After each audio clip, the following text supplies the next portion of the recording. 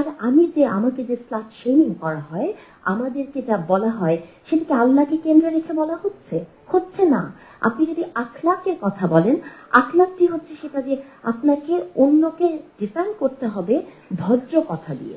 তাহলে ওনারা কি আমাদেরকে ভদ্র কথা দিয়ে করছেন? তাহলে এখানেও তাদের ইসলাম প্রশ্নবদ্ধ হচ্ছে। এবং শেষটি যদি বলেন হক, কথার কিন্তু হক আছে। আপনাকে যে কথা দিয়ে যে স্লাট শেমিং করে, আপনার চরিত্র হনন করে, আপনাকে কথা দিয়ে আপনার যে সামাজিক হক আছে সেটিকে যে কেড়ে নেওয়া হয়, তাহলে কি মনে হয় না এই ইসলামের নৈতিকতা 3টা জায়গাতেই এই ধর্মীয় রাজনৈতিক দলগুলো ফেল করেছে? অবশ্যই করেছে। দেখেন, একটা ন্যারেটিভ অনেক বছর ধরে ছিল, স্বামীর পায়ের নিচে স্ত্রীর বেহেশত। আমরা বিশ্বাস করেছিলাম না। গত 10-15 বছর ধরে সেটা একটু চেঞ্জ হয়েছে, সত্যটা এসেছে যে মায়ের পায়ের নিচে সন্তানের বেহেশত, তাই না? এই ন্যারেটিভ গুলো কারা তৈরি করেছে? দেখেন, আরো যদি কিছু কথা বলি, আমি খুব দীর্ঘ আজকে বলবো না। আমি বিশ্বাস করি আমার ইসলাম এই রাজনৈতিক দলের ইসলাম নয়। ধরুন কেউ একজন, আমরা বলছি যে আমরা তো কেউ ধর্ম অবমাননা করি না, যদি কেউ করেও থাকে তাহলে আমার ইসলাম কি এত ঠুনকো যে তার ধর্ম অবমাননায় আমার ইসলাম নড়ে চড়ে বসবে? তা তো না। আমাদের ইসলাম হযরত আয়েশা রাদিয়াল্লাহু তাআলা আনহার ইসলাম। আমাদের ইসলাম পার্টিকুলার কোন রাজনৈতিক দলের ইসলাম নয়।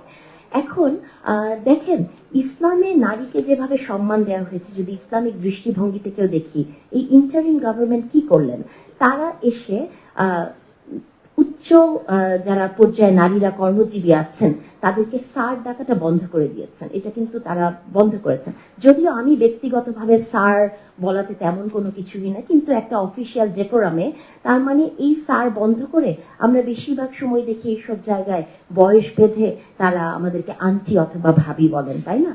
আমরা তো সেই জায়গায়। এবং একটি কথা বলে আমি এখন সব জায়গায় ট্রল হচ্ছে, আমি বলেছিলাম যে নারীকে জেন্ডার পলিটিক্সে কখনোই আপনি মা এবং বোন বলতে পারবেন না। আপনি মা এবং বোন বলতে পারেন আপনি কোনো ম্যাটারনিটি ক্লিনিকে গেলে, বা আপনি ধরেন পার্টিকুলারলি বিএনপির কথাই বলি, ফ্যামিলি কার্ড যখন দিচ্ছেন একটা মাকে দিচ্ছেন, তখন আপনি বলতে পারেন। কিন্তু আপনি যখন নারী শিক্ষার কথা বলবেন তখন বলবেন মা বোনের শিক্ষা। আপনি যখন নারীর রাজনীতির কথা বলবেন মা বোনের রাজনীতি। What is this? মানে এই যে হেজিমনিক্যাল একটা ম্যাসকুলিনিটি, এই যে একটা সিম্বলিক পাওয়ার, মানে আপনাকে দেখেন কি ধরনের চোখগুলো তারা দিচ্ছে, খুবই লুক্রেটিভ না?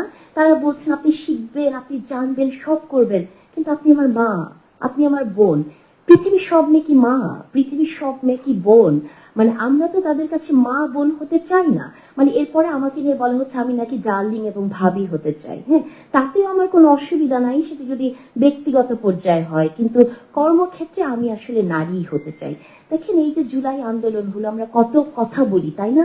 এই জুলাই আন্দোলনে যে মারা ছিলেন, আমরা রবীন্দ্রনাথের বীর পুরুষ করে বড় হয়েছি না, যে ভাগ্যিস খোকা সঙ্গে ছিল, তা না হলে মার কি হতো?